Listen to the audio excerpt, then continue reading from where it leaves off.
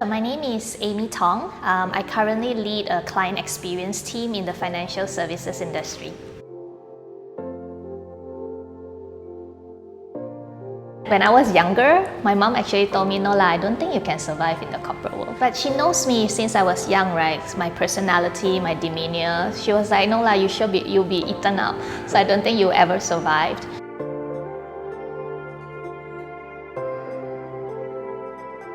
So I think in Buddhism actually helped to ground me and give me more faith and confidence that we can be successful and at the same time we can be of benefit to other people.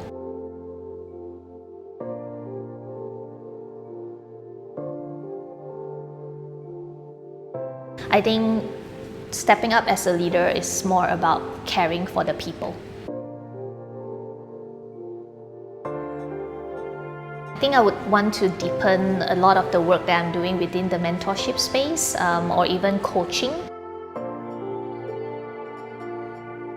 And I always said, if not for Buddhism, I think corporate world would have shaped me very differently.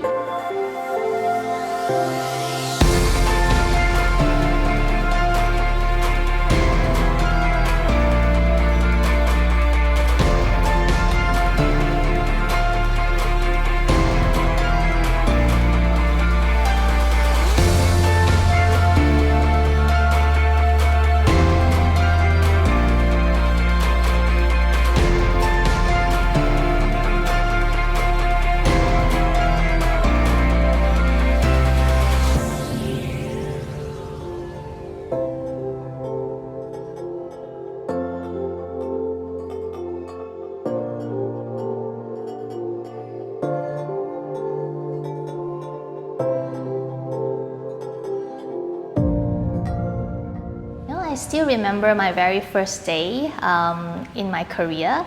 So I started as a graduate trainee. I remember it was a very bright-eyed experience, very excited, not knowing what's coming my way. That very day, I remember I was at One Raffles Quay, so it was a very massive building. And I was very excited about being in an environment that was so many bankers around the area, walking, dressing up very smartly. And the first day was an orientation with a group of graduates from diverse backgrounds.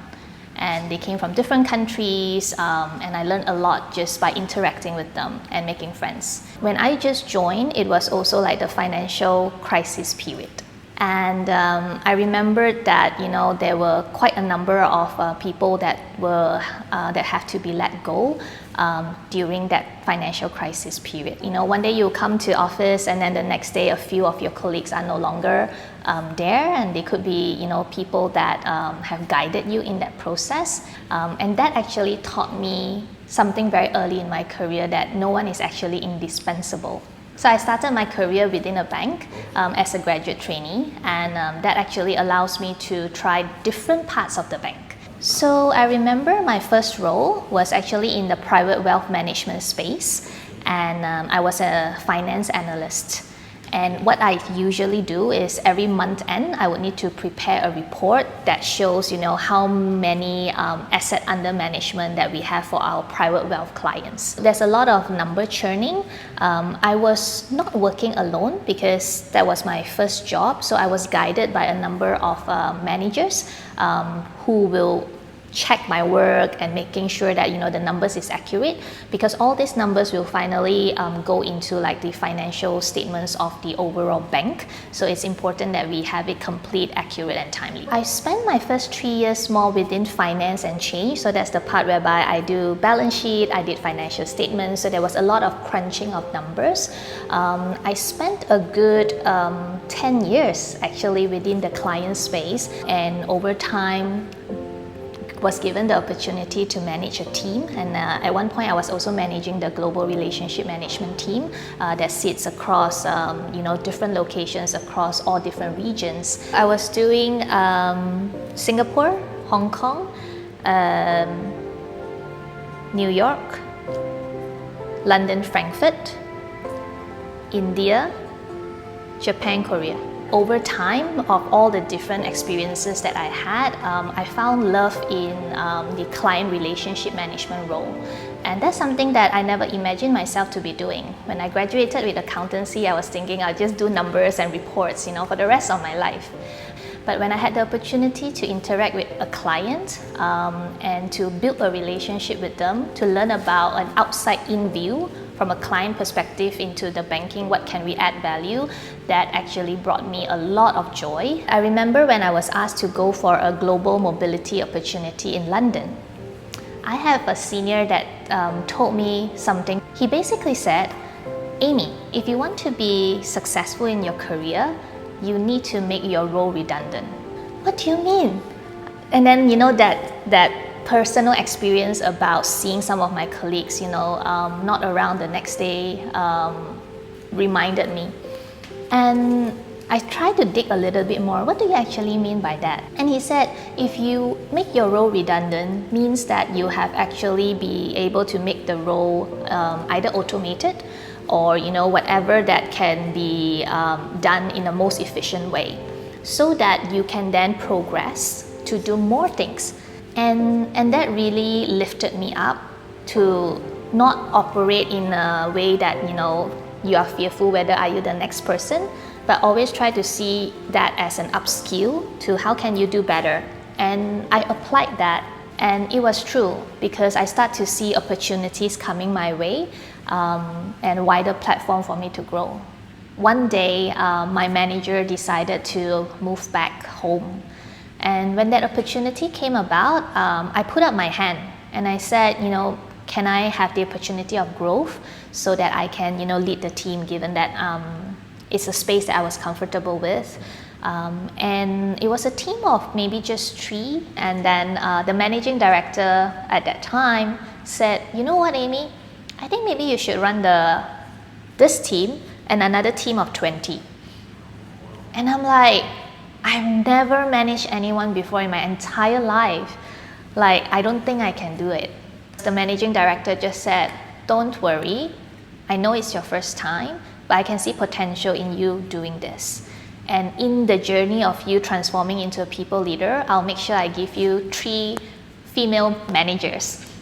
So 1 in Australia and 2 in London. We will support you and we will create a safety net for you to thrive in this. So of course it was so scary, but I also remembered getting advice that the more that it scares you, the more you should go and try for it, and then that's where growth happens.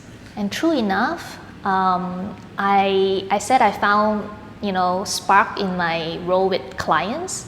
When I had the opportunity to manage a team, I found another spark, and I realized that I actually enjoy coaching and growing with people. Buddhism is also one that actually helped me anchor more and more, because at the start of my career, I guess joining banking bright-eyed, it's always about chasing.